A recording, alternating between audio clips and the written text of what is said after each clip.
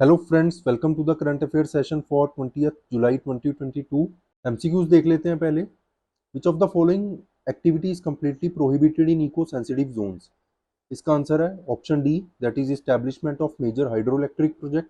Second is Bonalu festival is a traditional folk festival of. इसका answer है option D, और mainly ये celebrate किया जाता है ट्विन सिटीज ऑफ हैदराबाद। मतलब इनको ट्विन सिटीज कहा जाता है, हैदराबाद एंड सिकंदराबाद। थर्ड है, which of the following city is going to be the first cultural capital of Shanghai Cooperation Organization? इसका आंसर है option D, Varanasi. Then international justice day is observed annually on. इसका answer है option C, that is 17th July. कल के session के MCQs देख लेते हैं। इनके आंसर आप हमें कमेंट सेक्शन में कमेंट करके बता सकते हो।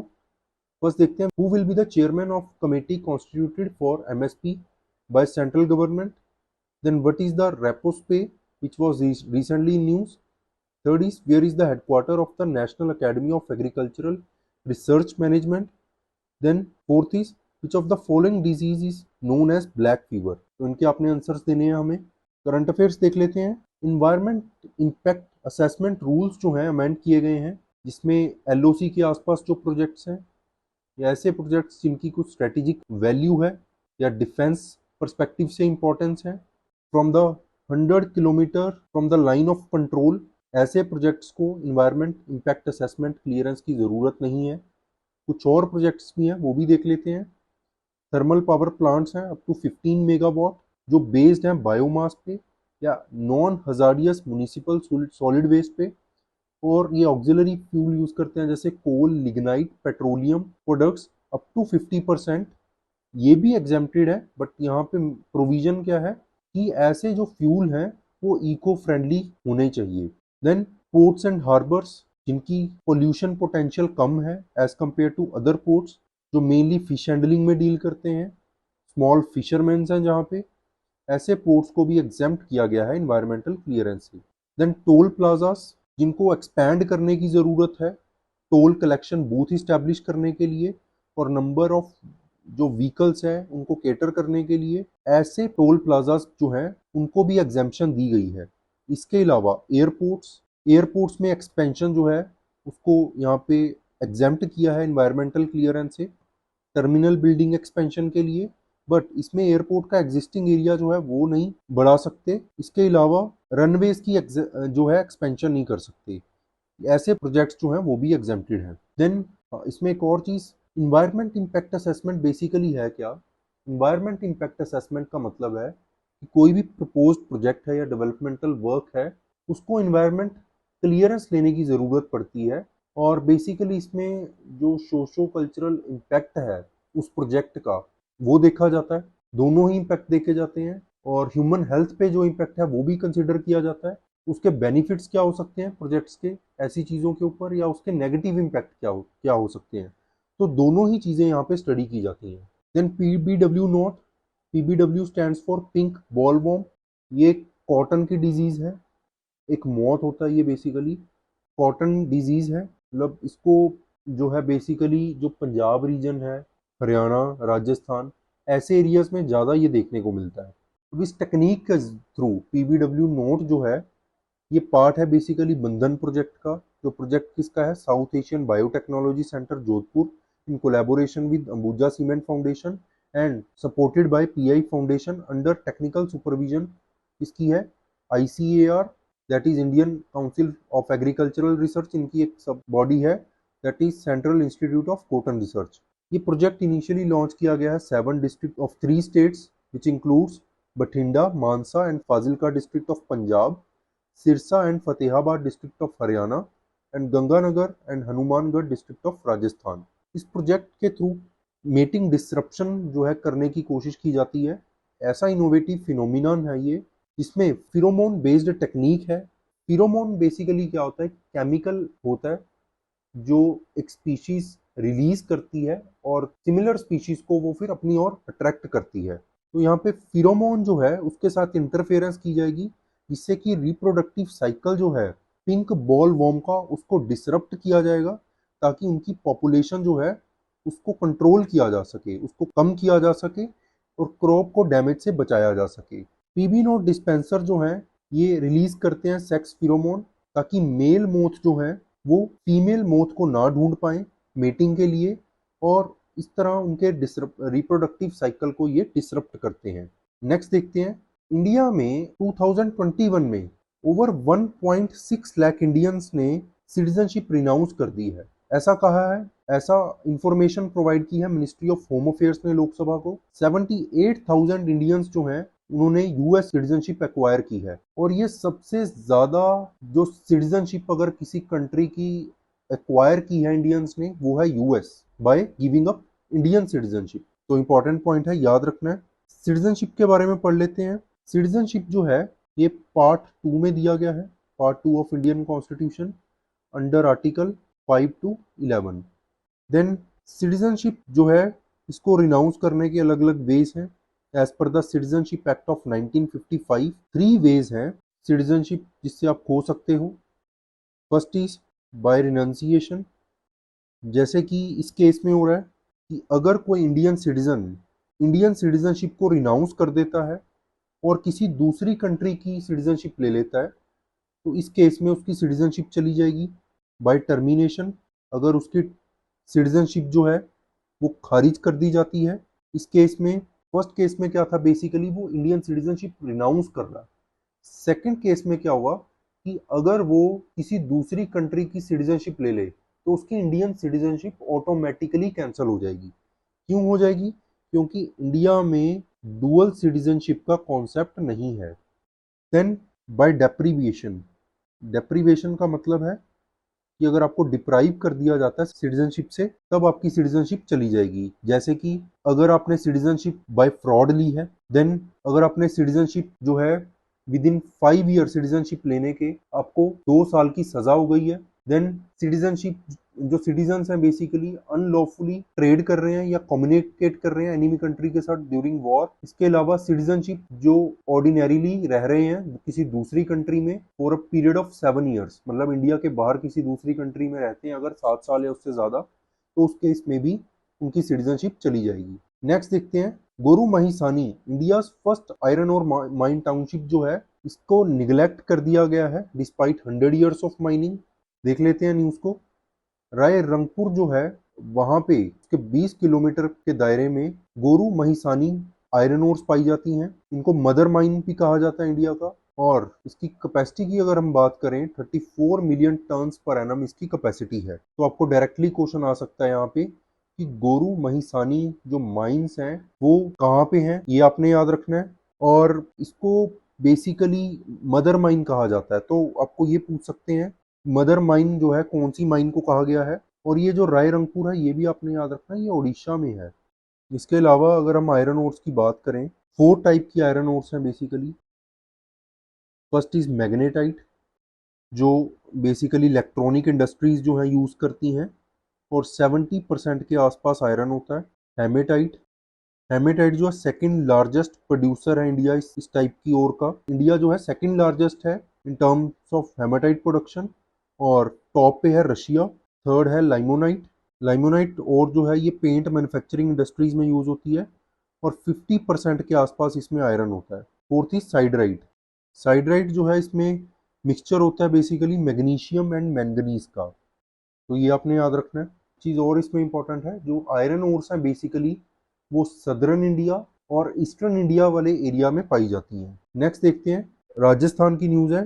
राजस्थान ने यहाँ पे लिग्नाइट का यूज़ जो है उसको प्रमोट करने की बात की गई है कि राजस्थान प्रमोट करेगा लिग्नाइट के यूज़ को फॉर पावर प्रोडक्शन।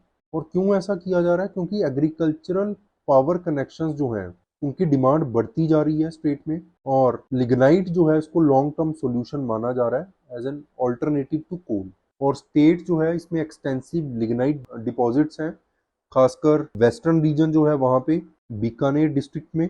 और कोल की अगर हम बात करें, कोल जो है it is also known as black gold, sedimentary layers में मिलता है, पावर जनरेशन के लिए मेनली यूज होता है। और जो टाइप ऑफ कोल की अगर हम बात करें, इसमें आ जाता है पीट, लिग्नाइट, देन एंथ्रासाइट, एक और है बिटुमिनस।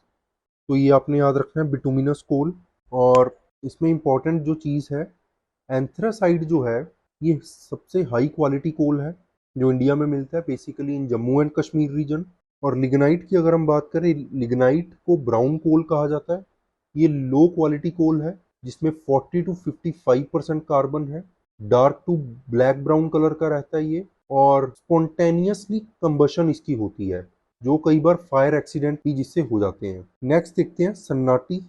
एंशियंट बुद्धिस्ट साइट है जिसको फिर से जो है ये फोकस में आई है after 20 years. Archaeological survey of India ने इसको एक्सकवेट किया था बिटवीन 1994 एंड 2001। भीमा रिवर के बैंक्स पे है ये, जो कंगनहाली के पास है। कंगनहाली जो है ये भी सन्नाटी साइट का ही पार्ट है कलबुर्गी डिस्ट्रिक्ट में। और यहाँ पे बेसिकली जो मिला है वो है महास्तूप। महास्तूप डिस्कवर किया गया है जो लाइमस्टोन से, लोकली अवेलेबल लाइमस्टोन से बना है, और इसको कहा जाता है अधोलोका महाचैत्य, द ग्रेट स्तूप ऑफ नीदरवर्ल्ड्स, इनकी इंस्क्रिप्शंस में ये कहा गया है। और ये साइट जो है बेसिकली कर्नाटक में है, ये आपने याद रखना है। ये जो महास्तूप है, स्तूप का मैं पहले आपको मीनिंग समझा देता हूँ। स्तूप एक ऐसी प्लेस है जहाँ पे गौतम बुद्ध एंड जो बाकी मॉन्क्स हैं, बुद्धिस्ट मॉन्क्स हैं, उनकी एशीज रखी जाती हैं। एक वर्शिपिंग प्लेस की तरह इसको कंसिडर किया जाता है बुद्धिस्ट रिलीजन में। और ये जो महास्तूप है ये माना जाता है कि 3 कंस्ट्रक्शनल फेसिस में इसको बनाया गया है, मौर्यन पीरियड में, अर्ली सातवाहन पीरियड में एंड लेटर सातवाहन पीरियड में। और 3rd सेंचुरी बीसी से 3rd सेंचुरी एडी के बीच में ये जो है बनाया गया है, और डिस्ट्रॉय हो गया था ये अर्थक्वेक की वजह से। इसके अलावा स्टोन पोर्ट्रेट मिला है एम्परर अशोका का, जिसमें एम्परर अशोक के आसपास क्वींस एंड फीमेल अटेंडेंट्स दिखाई गई हैं। और ये ओनली सर्वाइविंग इमेज है मौर्यन एम्पायर की जिसमें राया अशोका का जिक्र किया गया है, जो ब्रह्मी स्क्रिप्ट में है। इसके अलावा यहाँ से जातक स्टोरीज मिली हैं जो कि डोम स्लैब्स के ऊपर इंस्क्रिप्टेड है। जातक स्टोरीज बेसिकली गौतम बुद्ध जो है उनकी प्रीवियस बर्थ के साथ डील करती हैं। Then India's first artificially intelligent power end to end digital Lok Adalat जो है ये डेवलप की गई है राजस्थान में। चेयरमैन है नालसा के उदय उमेश ललित। इन्होंने लॉन्च की है first artificial intelligence power end to end digital Lok Adalat, कहाँ पे? राजस्थान में। ये आपने याद रखना है। Then Jupitice world's first justice technology company है, इन्होंने ये डिजाइन की है। ये वर्क कर रही है बेसिकली काफी सारी जो क्वाजी जुडिशियल बॉडीज हैं। क्वाजी जुडिशियल का मतलब है ऐसी बॉडी जो judicial as well as administrative purpose के लिए बनाई गई है, मतलब दोनों ही तरह के फंक्शन ये परफॉर्म करती है, इनके साथ मिलकर काम करती है ताकि जो डिस्प्यूट रेजोल्यूशन मैकेनिज्म है उसको रीबूट किया जा सके, ट्रांसफॉर्म किया जा सके। डिजिटल लोक अदालत हेल्प करेगी जो पेंडिंग डिस्प्यूट्स हैं उनको जल्दी डिस्पोज ऑफ करने में, जो प्री लिटिगेशन स्टेजेस में है। इसके अलावा प्लेटफॉर्म जो है ये end to end dispute resolution processes provide करेगा, जैसे कि easy drafting and filing of application, smart templates to formulate settlement agreements, one-click generation of e-notices, digital hearing through tailor-made video conferencing tools। तो ये points आपने याद रखने हैं। लोक अदालत को अगर हम डिस्कस करें तो लोक अदालत जो है इसको बेसिकली पीपल्स कोर्ट कहा जाता है, गांधीयन प्रिंसिपल के ऊपर बेस्ड है। और एंशियंट टाइम्स में लोक अदालत काफी प्रेवलेंट थी। वन ऑफ द एलिमेंट है ऑल्टरनेटिव डिस्प्यूट रेजोल्यूशन। इसका मतलब है कि कोर्ट्स के बाहर ही डिस्प्यूट रिजॉल्व करना। ये इनफॉर्मल प्रोसेस है, चीप है, और इससे जल्दी जस्टिस मिल जाता है आम लोगों को। फर्स्ट लोक अदालत कैंप जो है ये ऑर्गेनाइज किया गया था गुजरात में 1982 में। इसको स्टेचुटरी स्टेटस दिया गया था under the legal services authority act 1987। तो ये आपने याद रखना है। नेक्स्ट देखते हैं स्प्रिंट चैलेंजेस। लॉन्च किया प्राइम मिनिस्टर नरेंद्र मोदी ने इंडियन नेवी के लिए 18 जुलाई 2022 को। ये स्वावलंबन सेमिनार के दौरान लॉन्च की गई, जो ऑर्गेनाइज किया था naval innovation and indigenous organisation ने। स्प्रिंट चैलेंजेस है क्या?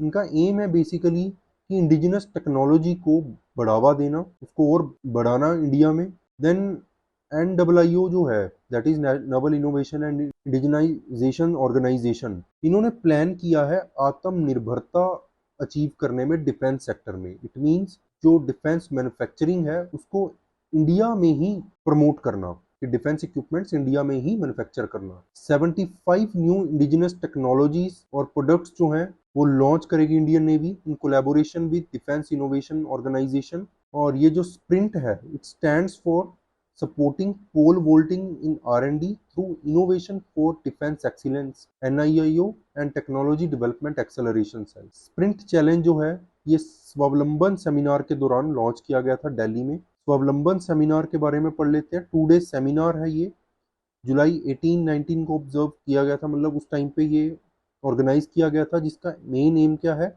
इंडियन इंडस्ट्री एंड एकेडमिया जो है उनको इंगेज करना इंडिया को सेल्फ रिलायंस बनाने के लिए डिफेंस सेक्टर में। इस सेमिनार में एक कॉमन प्लेटफॉर्म प्रोवाइड किया गया है लीडर्स को जो एकेडमिक से हैं, इंडस्ट्री, सर्विसेज एंड गवर्नमेंट, ताकि कुछ आइडियाज या रिकमेंडेशंस जो हैं डिफेंस सेक्टर के लिए निकल सकें। नेक्स्ट देखते हैं, केरला एक फर्स्ट ऐसी स्टेट बनी है जिन्होंने खुद का internet services that is Kerala fibre optic network establish किया है। फाइबर ऑप्टिक कम्युनिकेशन जो है ये एक ऐसा मेथड है जिससे इंफॉर्मेशन ट्रांसमिट की जाती है एक प्लेस से दूसरी प्लेस में। इसमें पल्सेटेड जो इंफ्रारेड रेस है उसके थ्रू कम्युनिकेशन जो है ट्रांसमिट की जाती है। तो याद रखना आपने, पल्सेटेड रेस जो होती है इंफ्रारेड लाइट की, वो यूज की जाती हैं through optical fibre cables. Optical fibre cables plastic या ग्लास की बनी होती हैं और इसमें इंपॉर्टेंट जो आपने चीज याद रखनी है, ये काम करता है टोटल इंटरनल रिफ्लेक्शन के प्रिंसिपल्स पे, कि लाइट जो है इंटरनली रिफ्लेक्ट की जाती है, जो यूज होती है फर्दर इंफॉर्मेशन ट्रांसमिट करने में। ये question already Haryana civil services के एग्जाम में प्रीलिम्स में आ चुका है ये। देन ये स्कीम का लॉन्च करने का मेन एम क्या है कि जो डिजिटल गैप है स्टेट में उसको एलिमिनेट किया जा सके, डिजिटल सर्विसेज लोगों तक पहुंचाई जा सके, नॉन डिस्क्रिमिनेटरी ट्रीटमेंट के प्रिंसिपल के ऊपर ये बेस्ड है। इसके अंडर क्या है कि कोई भी सर्विस प्रोवाइडर या जो बिजनेस सेगमेंट है किसी भी तरह का प्रेफरेंशियल ट्रीटमेंट उसको नहीं मिलेगा, सबको इक्वली ट्रीट किया जाएगा। और ये इन लाइन है with the recommendations of telecom regulatory authority of India. इसके अंडर कोई भी इंटरनेट प्रोवाइडर जो है किसी भी लेवल पे बिजनेस सेगमेंट के, वो यूज कर सकता है इस नेटवर्क को, और इस नेटवर्क से जो कनेक्टिविटी गैप्स हैं। So that's it for today, thank you so much.